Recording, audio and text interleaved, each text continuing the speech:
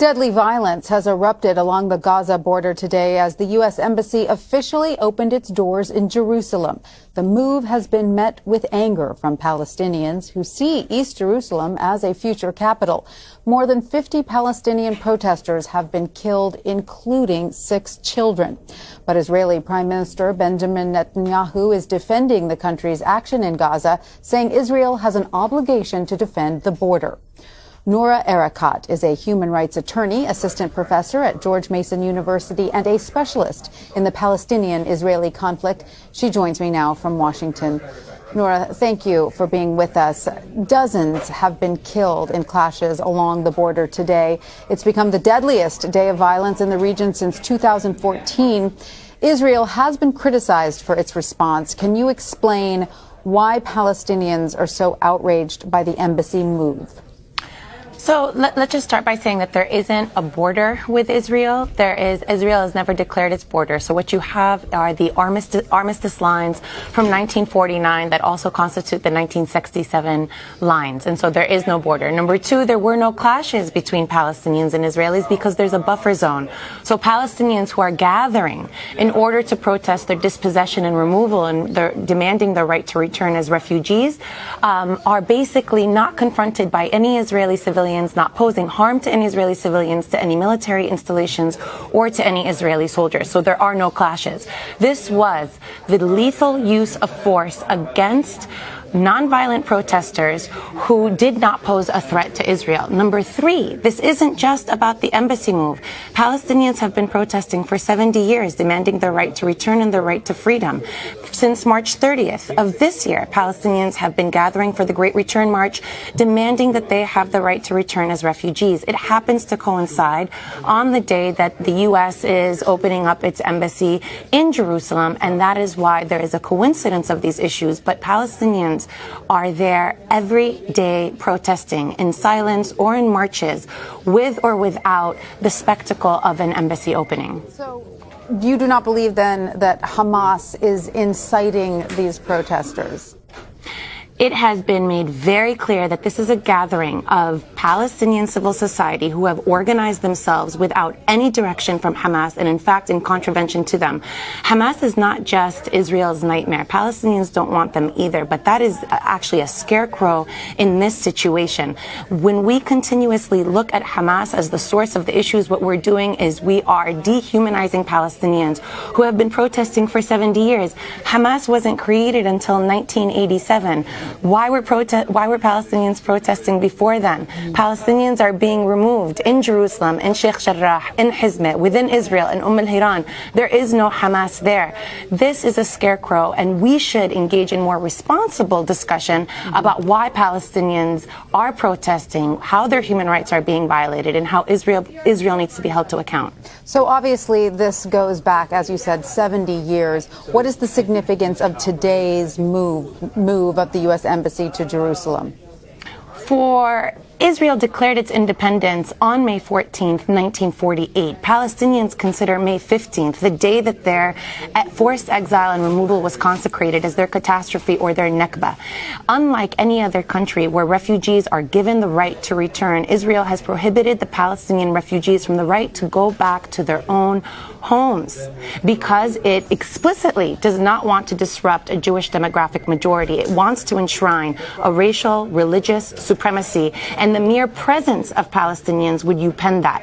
Now, already on the ground, there is a situation of de jure apartheid, but the return of refugees would make that more obvious because Israel does not want to absorb Palestinians into its citizenry because it would make it even more blatant and instead enshrines a policy of apartheid to exclude them from any benefits while it continues to regulate their lives.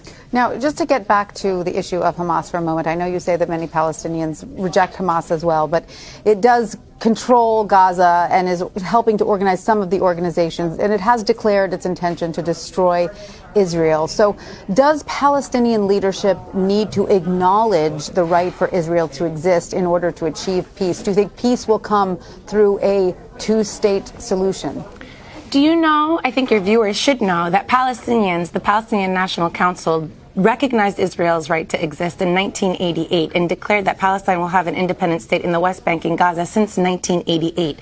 They agreed to this again in 1993. This is an old situation. The only entity that does not want Israel's state within the 1967 borders is Israel itself, because it wants the entirety of the land between the River Jordan and the Mediterranean Sea. It has obviated a sovereign Palestinian state. It is the source of dysfunction.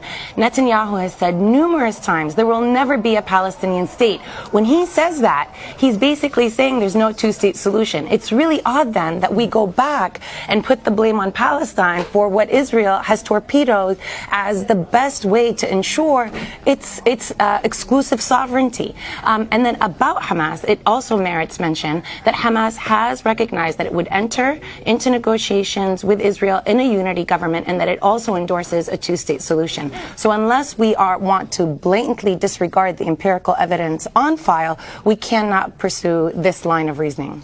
What would you suggest then at this point, Palestinians do going forward? In Jared Kushner's speech at the opening of the embassy, he said, and this is his opinion, Palestinians participating in the Gaza border protests are, quote, part of the problem and not part of the solution. What is your response? What should Palestinians do? I wonder, I ask myself the same thing. What should Palestinians do? How much more do they need to do to protest peacefully, to have barbecues at the border, to fly kites, to have circuses, to actually participate in flotillas that are breaking the blockade, to engage in boycott, divestment, and sanctions of Israel? We have tried almost everything, and everything that we do, we're being told that it's our fault that we can't be free. That's the problem. It's almost like telling Black Americans, you can't be free unless you just capitulate and stop protesting and stop demanding equality and stop demanding freedom, as if it was MLK's fault for crossing the bridge in Selma and not the fault of white supremacy that was subjugating a population unreasonably, cruelly, immorally. So my question is, what will it take for the international community to finally respond and say, how many poor Palestinians need to be killed? 6 children were killed today. 108 Palestinians have been killed since March 30th. How many more decades do they need to endure this subjugation before there is a shift in this unreasonable status quo? And what would you recommend? I would recommend freedom. I would recommend a world that is the exact opposite of what Trump and Netanyahu are driving us into, which is a series of garrison states of exclusive, explicit, racial, religious supremacy. I would engage in a world where we actually believe that all humans are created equal, where we're actually engaging in a universalist vision, where all of us or none of us, where there is room for everybody, and that's what Palestinians are demanding. And who would you say demanding? But who would you say is the leadership that should negotiate this? I mean, Palestinian leader Mahmoud Abbas has now said... Negotiate what? Negotiate what? The Palestinians have been negotiating for 25 years. And in every series of negotiations, what has been offered to them, if you study the text, what has been offered to them is a series of autonomous regions where they don't exercise sovereignty. They are being given the choice of how to decorate their prison cells. They are not being given the choice to be free. If Palestinians want to negotiate, they said in 1988, we recognize Israel. We just want a state alongside Israel. That wasn't in contest. The only impediment to that realization has been Israel itself. So why don't we start shifting the conversation and ask Israel why it doesn't want to negotiate with Palestinians, why it doesn't want to recognize their right to exist, why it wants to maintain a supremacist regime that provides racial benefits based on religion rather than on human existence. Noura Erakat, thank you so much for your time today. Thank you for having me.